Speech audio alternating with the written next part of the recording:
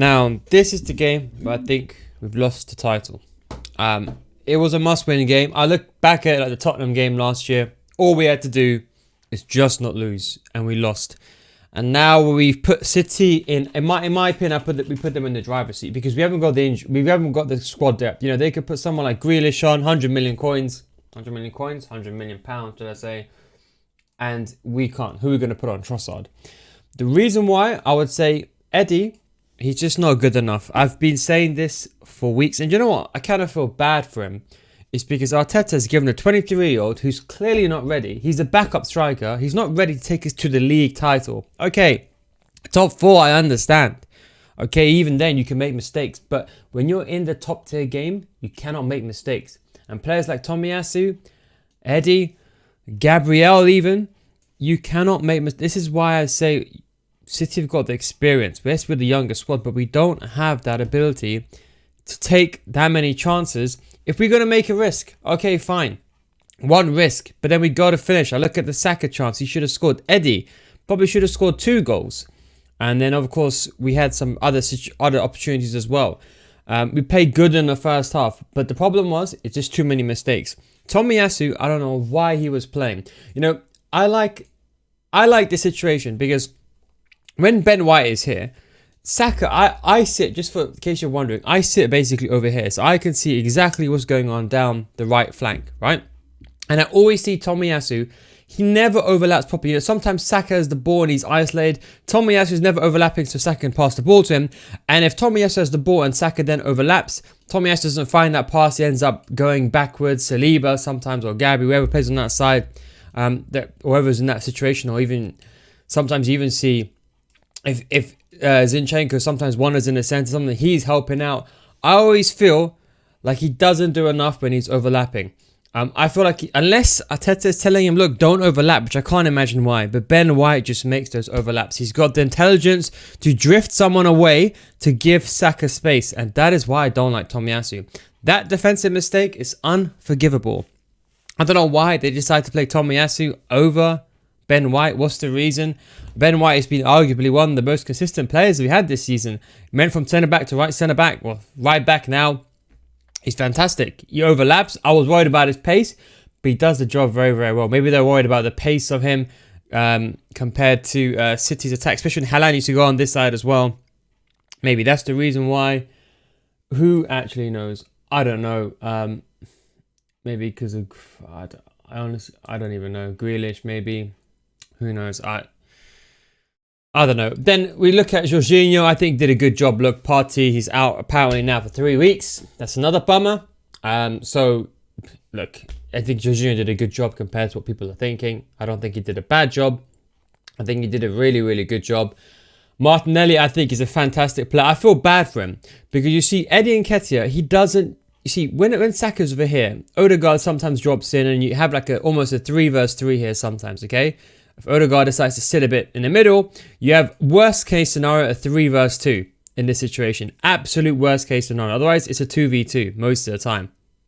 But I feel sorry because Martinelli, he's by himself. You know, sometimes Zinchenko, Xhaka goes here, sometimes Zinchenko goes in the middle, and no one's really playing Martinelli. He's by himself, taking players 1v1. Sometimes you have Zinchenko overlapping. We saw Zinchenko do some howler of the cross, but most of the time Martinelli's by himself. Now, what I did see is Martinelli and Eddie swapping positions as well in the first half. And I think it was all right. He did a good job. You know, when Eddie was getting tired from pressing, Martinelli would come in, he would press as well. And also when he gets the ball, he can take players on. But he never really received those balls in that key area. And that's why I say we're just too one-dimensional. We're always going down the right-hand side. Always. Every single time. We're going down this right-hand side.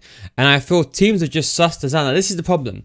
With Eddie, he doesn't help Martinelli like Gabby does, right? But also, when he drops deep, right? We need a second striker, okay? I just think we need, especially against Guardiola, who knows Arteta's going to play, just put 2 strikers on together because Eddie's isolated. You know, if you got Rodri on him and you got Bernardo around him, he's basically got a 2v1 with the centre-backs, and Rodri's normally just sitting in front or just sometimes drifting behind him if he feels the danger is there. We can't get through because we only have one striker. We need something just to put the old Wenger style, just put on a couple of strikers and go forward. Yes, if that means, okay, you know what, maybe we have to take Xhaka off and maybe do something like that. Odegaard had to push up a little bit more, even play a bit more centrally, then do it. Just don't be predictable. Us trying to break down the right-hand side every single time. Yeah, Saka is good enough to break someone down the 1v1, but not every single time. He had that situation where I think he should have shot first time. If you remember down over here, he didn't shoot first time. But overall, we played good in the first half. We ended up getting the penalty in the end, which I'll be honest, I'm actually making this video without actually even looking at the gameplay back, because I kind of wanted my raw opinions, like without anyone else's opinions, altering mine, or maybe looking at it from a second view. I've not seen the penalty. I couldn't really see it clearly from where I was sitting, so I didn't even know. I mean, it could have been a second yellow card, probably should have been, in a balance of play, but that's it. Brentford, look, we got a bit unlucky. The referee screwed us over, but we should have won, I think, okay? Everton, we should have 100% won, and we got smacked up. There's 2 games we've dropped points on. In my opinion, a draw is a loss at this stage of the year, in my opinion. I don't consider a draw a win, okay? Then we got City. There's 3 games we've lost on the bounce. We've lost 7 points that we could have gone clear. Worst case scenario, we draw today. At least we keep that 3 points. At least we keep that 3 points. Now, City above us. And okay, we got a game in hand. It's too late, okay? Saka, beautiful penalty. A lot of respect for Saka to put that penalty away. The amount of pressure he was under. The referee was taking so long walking. Gundogan going back to the goalkeeper. And the referee was double checking everyone's outside their box. I really felt sorry for Saka. But he had the ability to score that penalty. So fair play to Saka. So that was the first half. The second half now. Now I'm just going to talk about our defense here, yeah? Just the defense. Saliba played very well, in my opinion.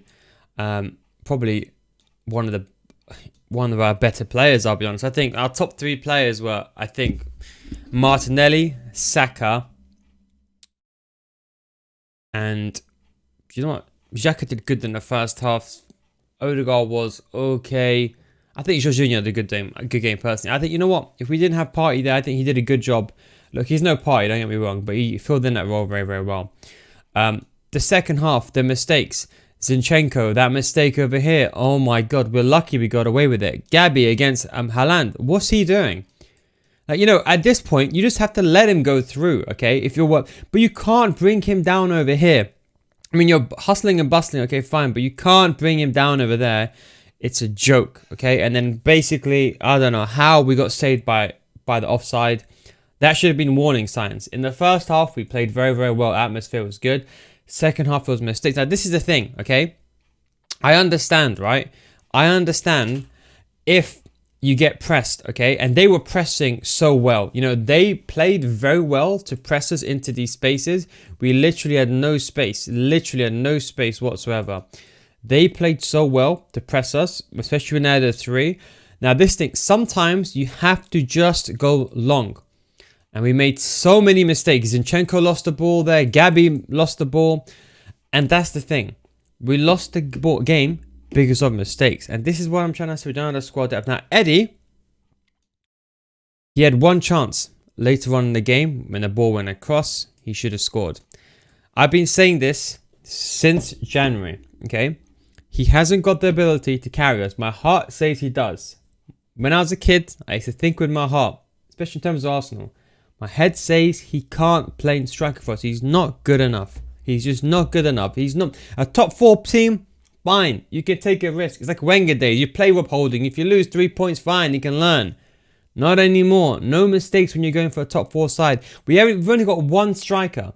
I can't think of one team who has no strikers and gone for the league title. Apart from, of course, you can say City, but they still had their Guerrero.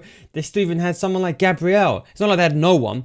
Now, in Nketiah, we should have at least bought another striker. Look, United bought Weghorst, right? I don't even like him, but at least give us another option. Cross the ball. Every time we tried crossing the ball, Zinchenko tried crossing the ball, we're doing these far crosses because no one can get onto the ball. We're just stuck. And on the second half, that chance. Now, I look at Eddie Nketiah against Man City. If he just nudged that ball in, he would have scored. Remember against Man City, that chance that he had? And then there was another chance on the other end. where someone crossed the ball in and Eddie should have got there and he should have scored that in the FA Cup. He missed that chance as well. Then look at that Tottenham chance when he got the ball and he miscontrolled it and he missed that shot. This is the thing. He just misses way too many chances. And I think this is the problem why we are really, really stuck, because we don't have the squad depth and we don't have the strikers to play the ball. If we don't make mistakes, okay, fine. But we make too many mistakes. And I think this is why it's done for us, unfortunately. Look, we're not out of the race, but I have to be realistic. One game in hand. Partey's gone for 4 weeks. They're saying now Gabriel is going to be out for 5 weeks. I don't know how we're going to come back, to be honest, because now we've got Nketiah. Confidence is going to be low. We got a hard game now. We got Villa. And the thing is, why I say it's over is because we have to still play City away. How are we going to beat them away? We can't even beat them at home. We can't even draw against them at home. And men versus boys here. So unless we pull some absolute madness out the bag, I'll be honest, it's in City's favour. They've got the experience. Yes, they're game behind, but they've got the experience. You know, have you seen their stats in the second half? How consistent they are.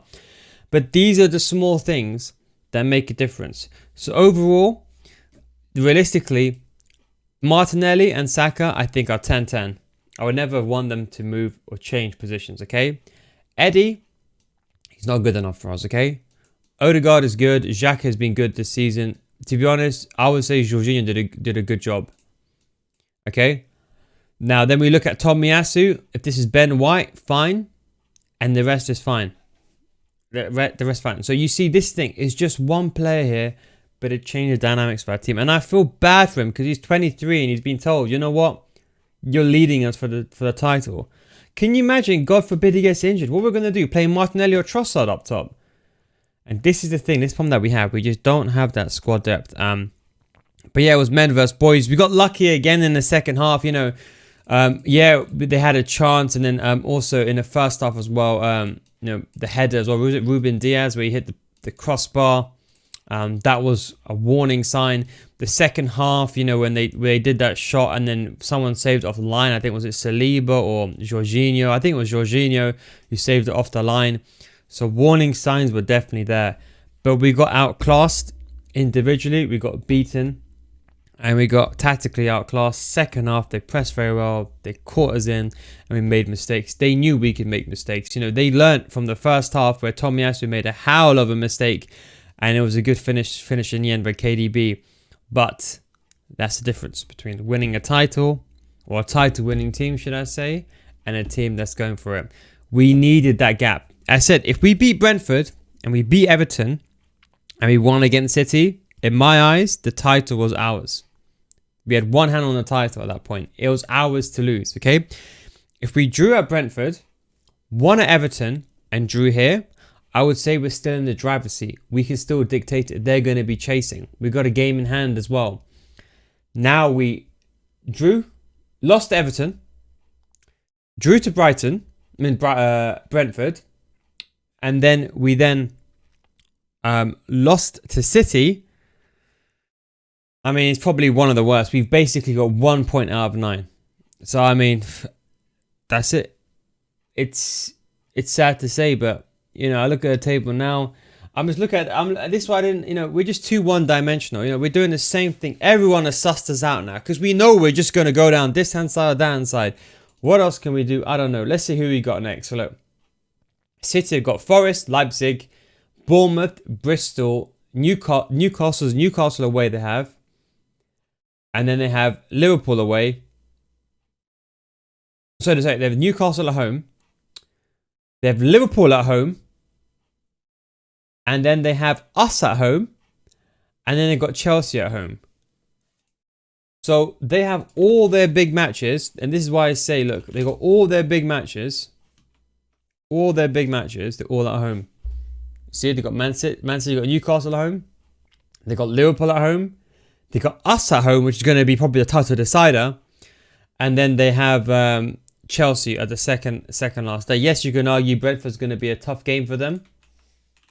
But, you know, yeah, they got the home running. You know, I compare this now to Arsenal. realistically now, look, we've got Liverpool away, Anfield. I don't think we're going to win at Anfield, okay? So I think I'll take that as a draw, okay? We've got City away, we've got Chelsea at home, and then we've got Newcastle away. And that is why, ultimately, I say the league is gone. Because we needed that 7 points, or at least 9 points, which we should have initially, what we should have had. Because we can drop to Liverpool, or we get a draw there. We can drop maybe a draw at Chelsea, or we can get the draw at Man City, and we can still guarantee the title. If we draw against Man City, we are fine later on. Even if we lose, we have that cushion. Now we have no cushion. We got no even safety net. We got nothing. Now it's the battering ram, and they've got the ability, they've got the squad depth, they've got the strikers. They can bring on £100 million winger and just use that as a sub. They have everything. We don't have that squad depth. And to be honest, United, they could even creep behind us. The way they're playing, I wouldn't even be surprised if they even start catching up to us. So that's why in my eyes, it's not completely over. But I think this is the day that we lost the league. It's a shame.